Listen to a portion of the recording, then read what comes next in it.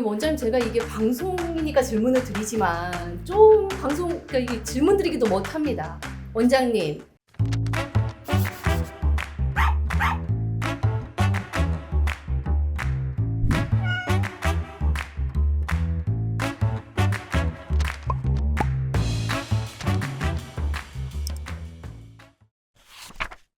안녕하세요. 반려동물과 함께하는 고품격의 부부방송 너와 더하다. 수의사 정현규. 안수의사 이정현입니다. 반갑습니다. 반갑습니다. 네, 원장님.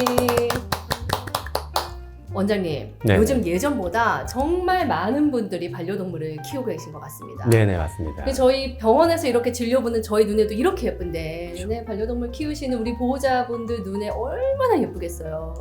그런데 너무 안타깝게도 예쁘고 귀여워서 데려오셨다가 끝까지 책임지지 못하는 분들도 계신 것 같습니다. 네, 맞습니다. 네.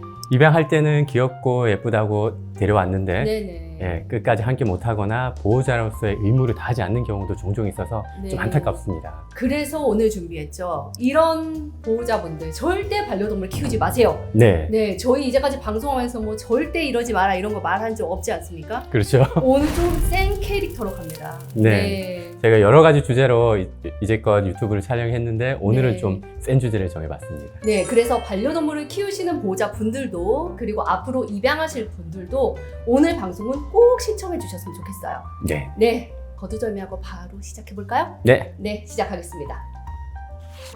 네, 이런 보호자분들 절대 반려동물 키우지 마세요. 그 첫 번째는 예방접종하지 않는 보호자분들입니다. 네네.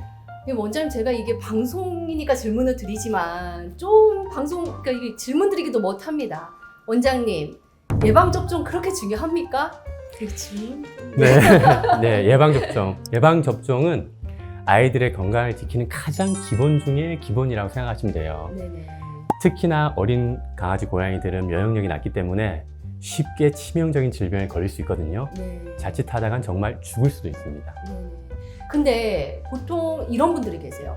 저희 애는 집에만 있는데요. 뭐 접종해야 되나요? 네, 이런 분들 계시는데 어떻게 네네. 답을 드리면 좋을까요? 아이는 집에 있지만 보호자분은 계속 외출하고 들어오고 하시잖아요. 그렇죠. 그래서 보호자의 옷이나 신발에 바이러스가 묻어올 수도 있고요. 그렇죠. 요즘 또 택배 주문도 많이 하잖아요. 그렇죠. 택배를 통해서도 균이 전염될 수도 있겠고요. 그리고 이제 동물병원에 왔다 갔다 하면서 다른 동물에게도 옮을 가능성도 있겠습니다. 네, 원장님. 생각보다 그 전파 경로가 굉장히 다양하네요. 네, 그렇습니다. 그래서 보호자분들은 계속 외출했다가 들어오고 하기 때문에 결국 동물은 집에만 있는다 하더라도 균을 옮길 수가 있어서 꼭 예방접종을 해주셔야 되는데, 예방접종은 말 그대로 전염병을 예방하는 거기 때문에 본인의 반려동물뿐만 아니라 다른 반려동물의 건강을 지키는 공공의 건강을 지키는 역할을 할 수 있다 생각되고요. 그래서 예방접종을 꼭 잘 해주셔야 되겠습니다. 네, 반려동물도 자식이라고 하잖아요. 네네. 이렇게 예방접종을 하지 않는 행동은 반려동물, 그러니까 자식을 위험에 빠뜨리는 행동과 같다라고 생각해 주시면 너무 좋을 것 같습니다. 네, 네, 맞습니다. 예방접종 꼭 해주세요, 보호자님들. 네, 반려동물 이런 분들 정말 키우지 마세요. 그 두 번째는 제가 말씀을 드리면서도 좀 마음이 아픈데요. 너무 쉽게 안락사를 요구하시는 보호자분들이 되겠습니다. 네, 정말 안락사는 최후의 선택이 되어야만 하는데요. 아이가 심하게 다치거나 더 이상 의학적으로 해줄 수 있는 부분이 없을 때, 그럴 때에 담당 선생님과 충분한 상의 후에 결정을 하는 게 좋겠습니다. 원장님께서 이렇게 말씀하시는 이유가 단순히 돌보기 힘들거나 비용적인 부담 때문에 안락사를 요청하시는 건 아니라는 말씀이시죠? 네, 왜냐하면 반려동물도 생명인데 말이죠. 네, 맞습니다. 네. 보호자분의 섣부른 판단이 아이들을 굉장히 치명적인 상태로 놓일 수 있는데요. 여러 가지 상황에서 부담이 되셔서 안락사를 결정했다 하더라도 네네.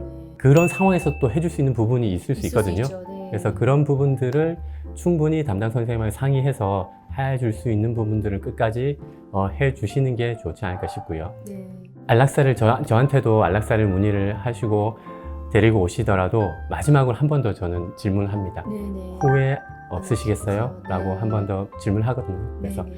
다 마음의 정리도 하고 생각하고 오셨다. 네. 그리고 삶의 질 척도라는 그 그 체크리스트. 설문지가 네, 있는데 네. 그걸 보호자분들한테 적게 해요. 그래서 네. 거기서 특정 점수 이하로 나온다 하면 정말 이 아이의 삶의 질이 많이 떨어져서 안락사를 선택해 볼 수 있다. 예, 네. 이런 여러 가지 상황을 통해서 이제 결정을 하게 됩니다. 제가 일화가 하나 생각이 나는데 이제 전화로 안락사를 요청해 주신 그 보호자분이 계셨어요. 근데 그 아이는 실제적으로 진짜 안락사를 할 만큼의 그런 상태의 아이였는데 아까 말씀하셨던 그 삶의 질 척도 체크리스트를 보내드렸더니 조금 더 데리고 있어도 될 것 같다 하셨는데 아이가 며칠 뒤에 자연사를 했던 그래서 저희가 화장을 해드렸던 경험이 있습니다. 네네. 저도 기억이 나네요. 기억나시죠? 네네. 네, 고양이 아이, 기억이 나시죠? 그래서 이런 경우가 있으니 최후의 수단으로 꼭 생각을 해주셨으면 좋겠고 지극히 아이의 기준으로 안락사를 생각해 주셨으면 좋겠고 꼭 수의사와 상담을 통해서 안락사를 결정해 주셨으면 좋겠다라는 말씀을 꼭 드리고 싶습니다. 네.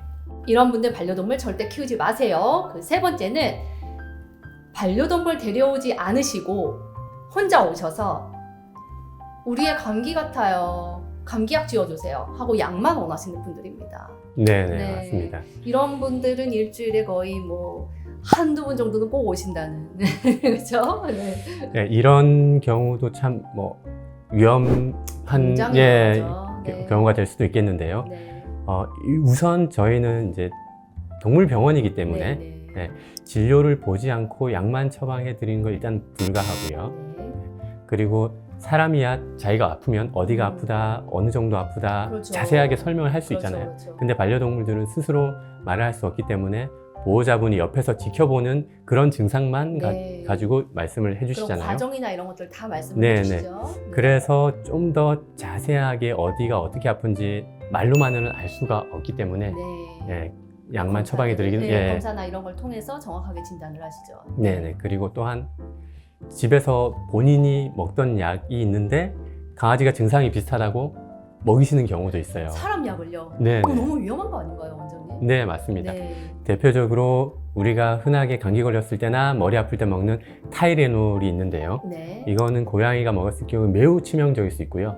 강아지도 간이나 신장에 무리가 줄 수 있기 때문에 절대 먹여서는 안 되는 약입니다.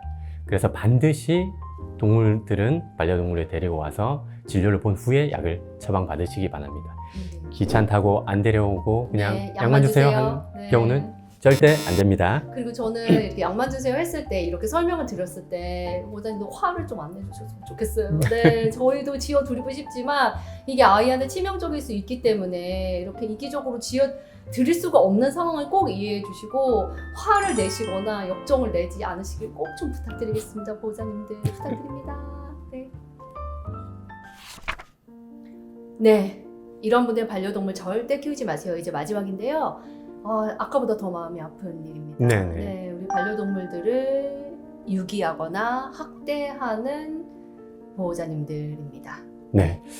뭐 말도 안 되는 것 같지만 이런 경우가 실제로 있어요. 있고 우리 방송에도 많이 나오죠. 언론에서도 많이 나오고. 네. 그래서 뭐 2000년대 들어서 반려동물 가구 수가 기하급수적으로 늘어났는데 그 당시에는 키우기는 시작했지만 반려동물 문화가 정착되기 전이라 사람들이 처음에 이쁘다고 데려왔는데 키우다 보니까 여러 가지 생각지도 못한 일들이 생기거든요. 그렇죠. 그래서 뭐 버려지거나 또는 뭐 학대하거나 이런 경우들이 덜어 있었는데 특히나 뭐 명절에 고속도로나 그렇죠. 시골에 버리는 경우가 많다고 뉴스에도 난 적이 있었거든요. 최근에도 계속 나고 있죠. 명절에 몇 마리 버려지고 있다.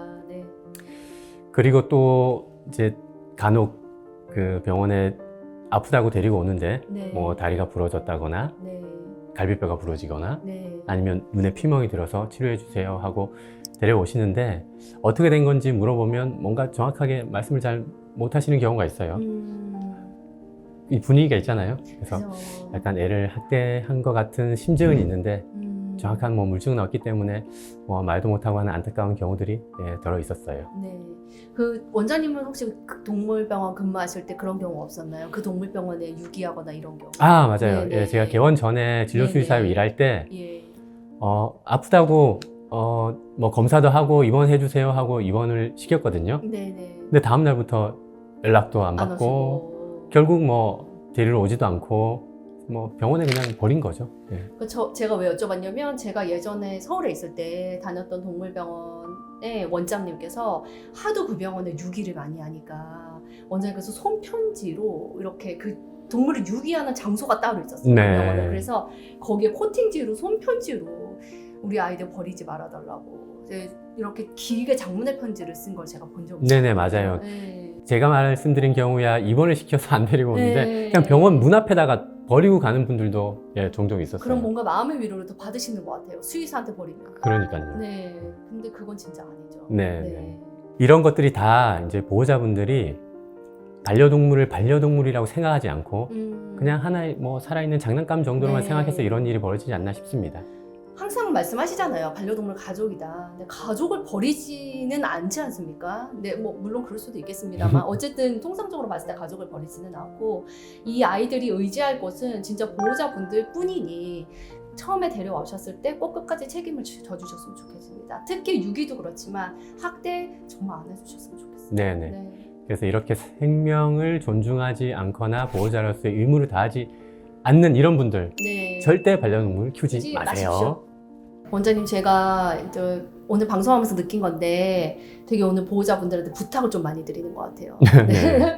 마지막으로 한 번만 더 부탁드리면 오늘 저희가 말씀드렸던 이 사례들을 정말 하지 말아달라고 우리 보호자분들께 제가 부탁을 드리는데 우리 반려동물들을 대신해서 제가 보호자분들께 부탁드린다고 꼭 생각을 해주셨으면 좋겠습니다. 네. 그리고 앞으로 키우려고 하시는 분들 네. 이런 분들도 단순히 그냥 이뻐서 데려오기보다 네. 반려동물을 키우게 되면 여러 가지 해줘야 되는 부분들, 그 다음에 부담을 해야 되는 것들, 의무들이 있기 때문에 그런 부분도 꼭 생각을 하시고 결정을 해주시기 바랍니다. 네. 우리 반려동물들한테는 정말 보호자분들밖에 없죠. 네, 그죠? 네, 맞아요. 바라보는 게 그냥 보호자분들밖에 없는 거예요. 반려동물들도 하나의 생명체이고 의지할 곳은 보호자분들 뿐입니다. 꼭 이 아이들을 책임져 주세요, 보호자분들. 네, 반려동물을 가족이라고 생각을 하시고요.